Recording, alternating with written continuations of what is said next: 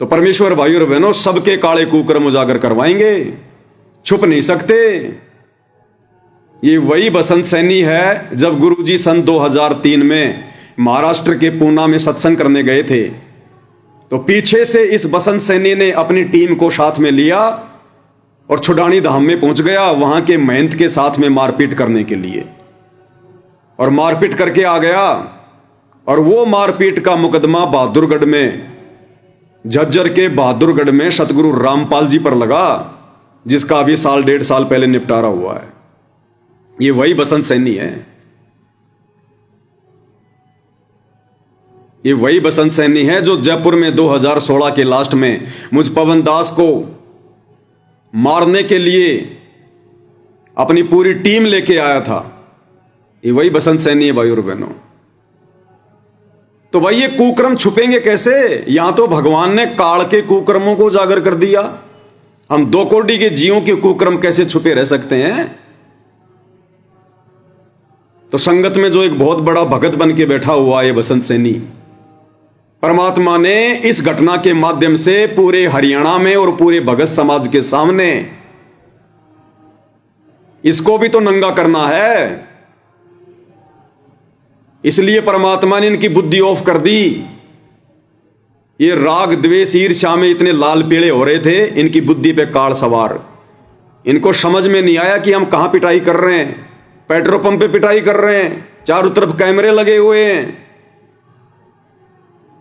और मालिक ने वो वीडियो बनवा दिया। उन भगत भाई बहनों के तो चलो ठीक है भाई, कोई कर्म कट गए, होगा कोई पिछले जन्म जन्मांतरों का कोई हिसाब किताब भाई। लेकिन भगत होने के बाद में इस बसंत सैनी ने, चांद राठी ने, और जिन जिन लोगों ने सहयोग दिया है इस कुक्रम में, घटिया कर्म में, उन्होंने अपने कर्म फोड़ लिए। उन्होंने अपने कर्म फोड़ लिए, नए कर्म बना लिए आगे के लिए। तो आने वाले समय में भाई और बहनों, अब ज्यादा लंबा समय नहीं है, 2028 युग परिवर्तन।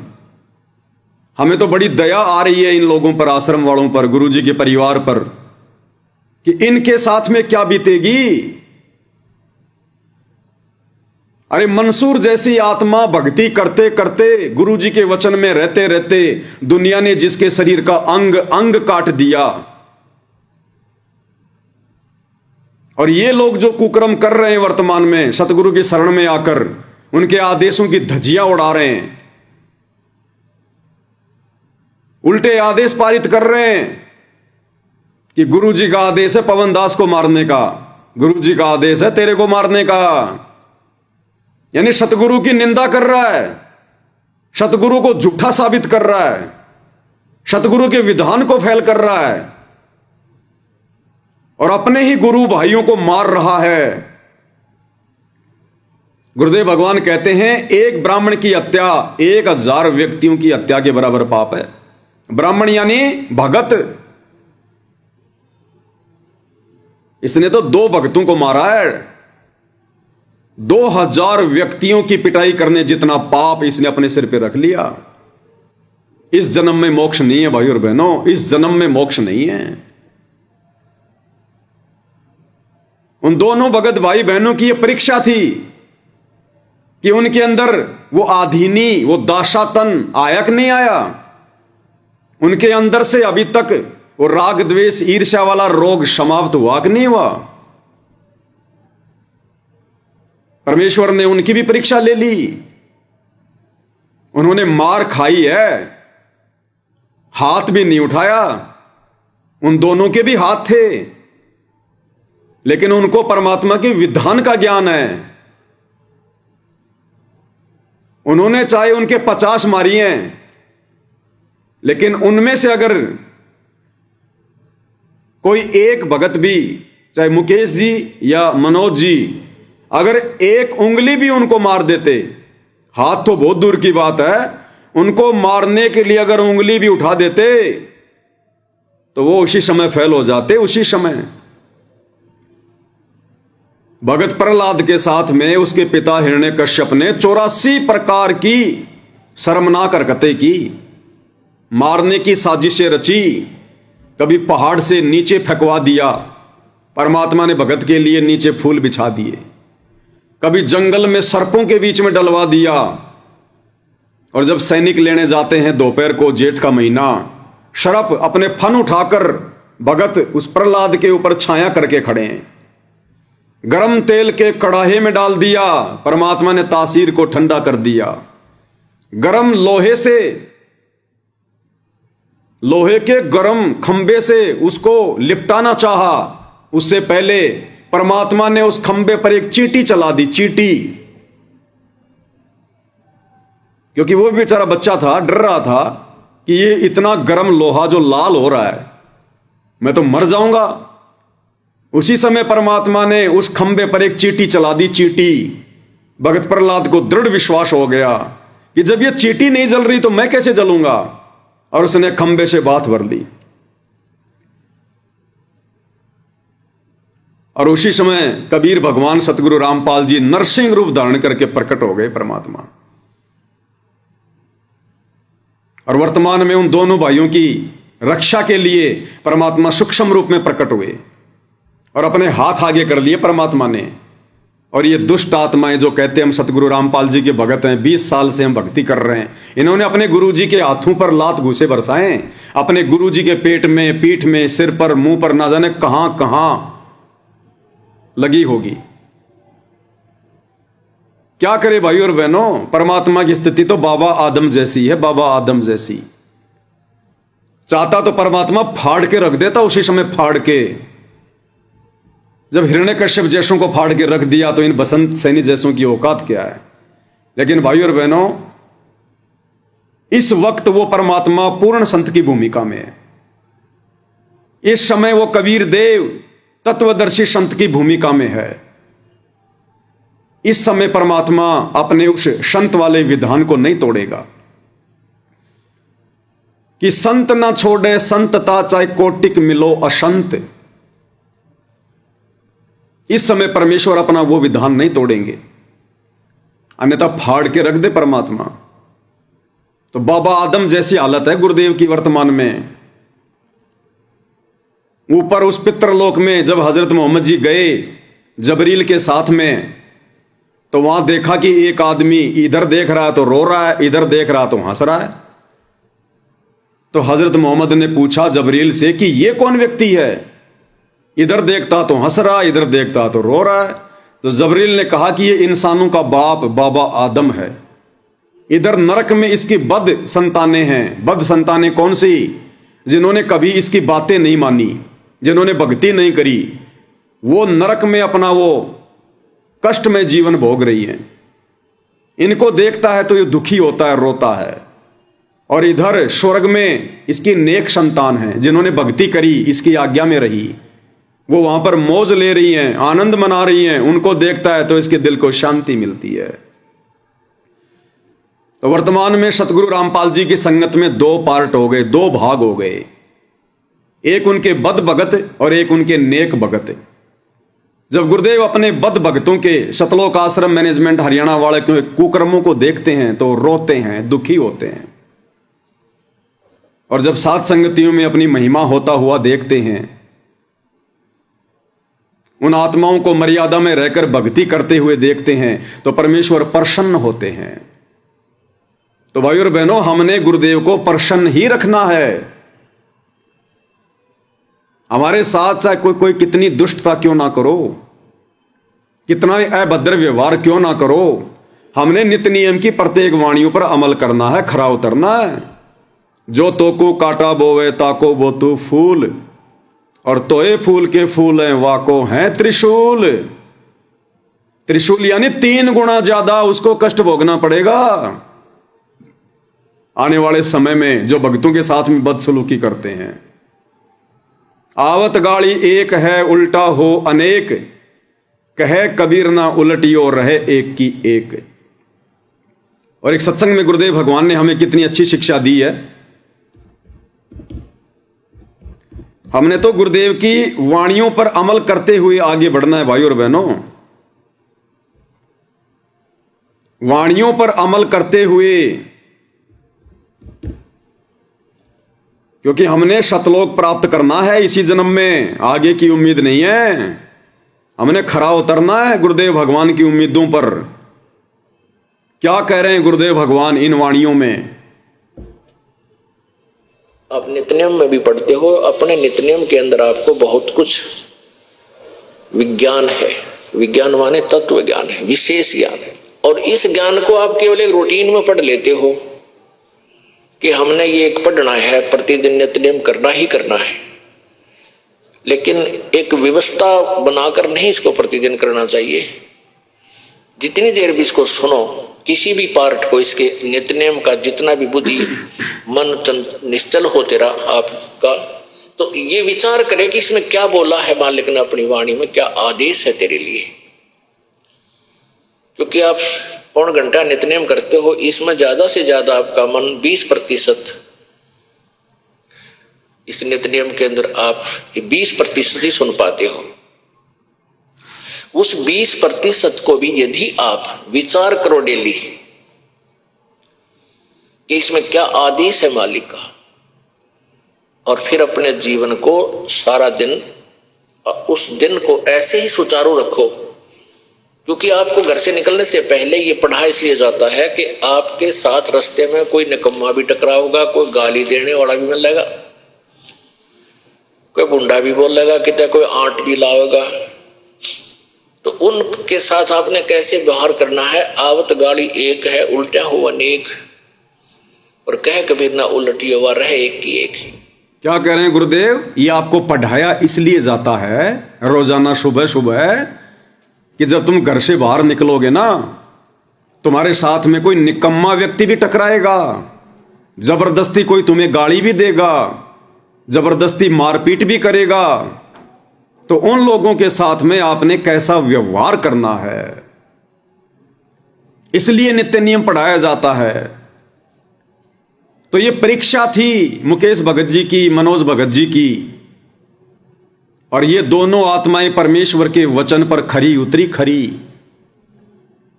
बिल्कुल खरी उतरी ये दोनों आत्माएं। इन्होंने मार खाई, पिटाई खाई, लेकिन अपने गुरु भाइयों पर इन्होंने हाथ नहीं उठाया। हाथ इनके भी थे, कोई पत्थर भी पड़े होंगे वहां छोटे मोटे, इन्होंने उंगली भी नहीं उठाई, क्योंकि हमने तो गुरु प्रसन्न करना है, गुरु वचन में रहकर। तो ये इनकी परीक्षा थी दोनों की।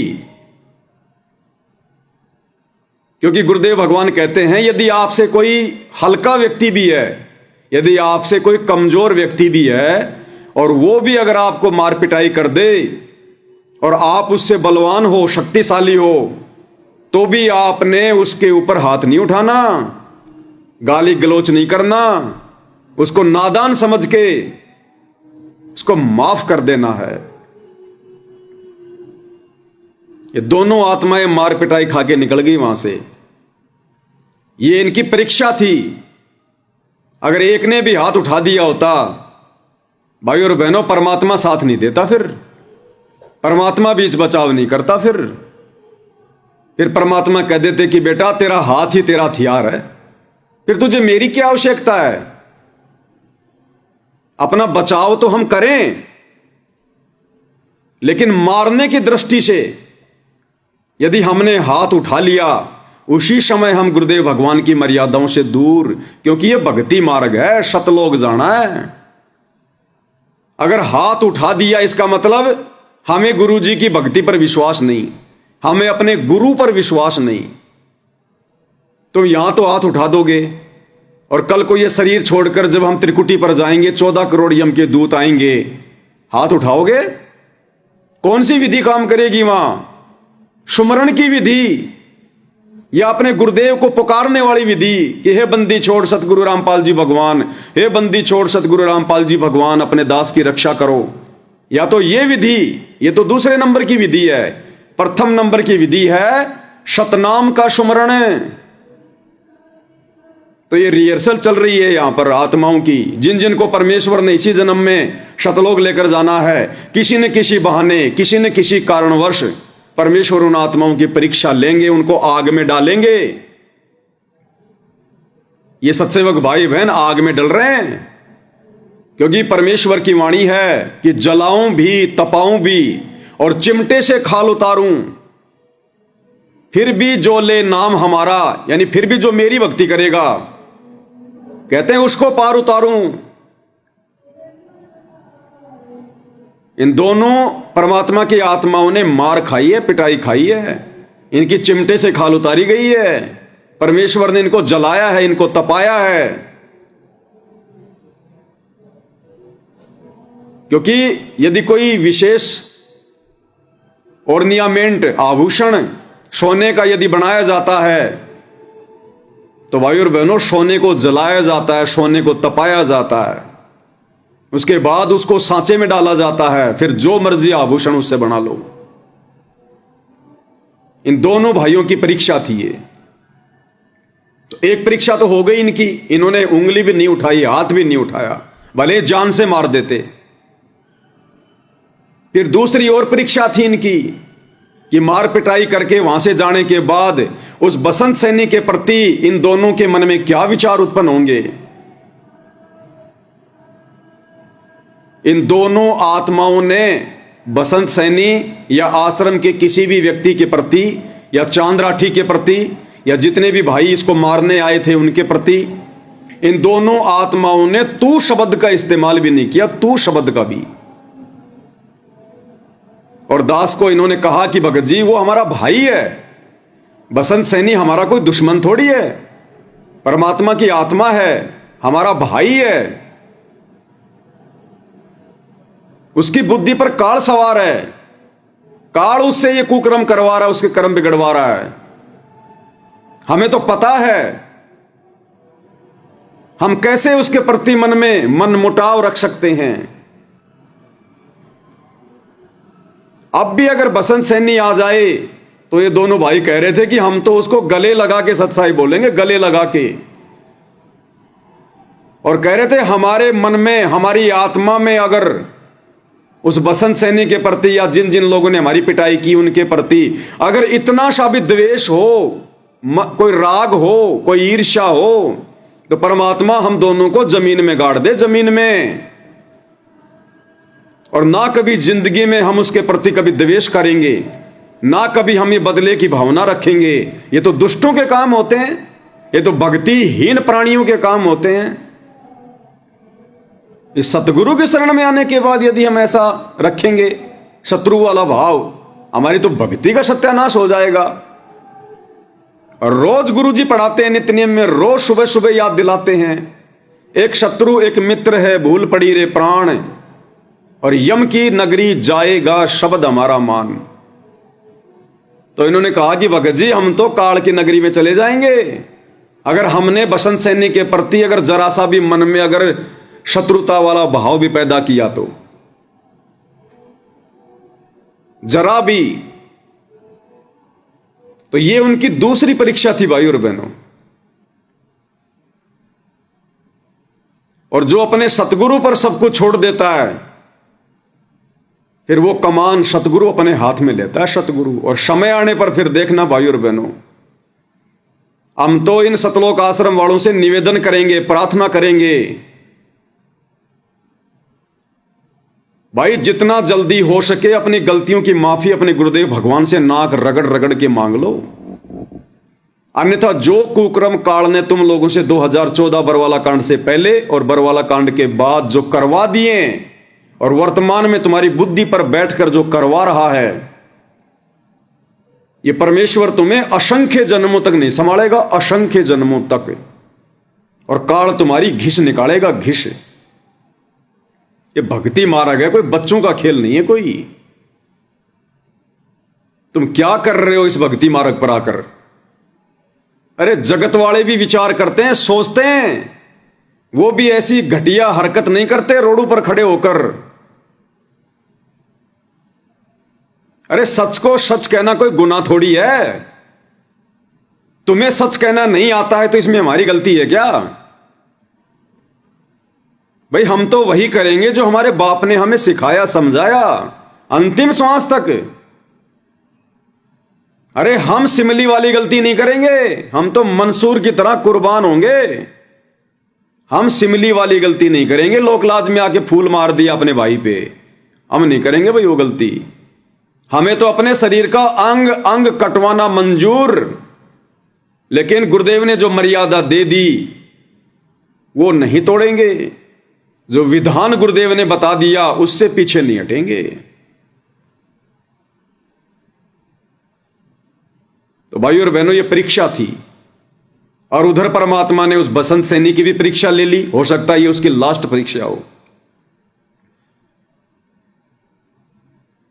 क्योंकि जितने उसने कुकर्म किए हैं भाइयों और बहनों, जितनी उसने गलतियां की हैं इस भक्ति मार्ग पर, इस ज्ञान को ना समझकर,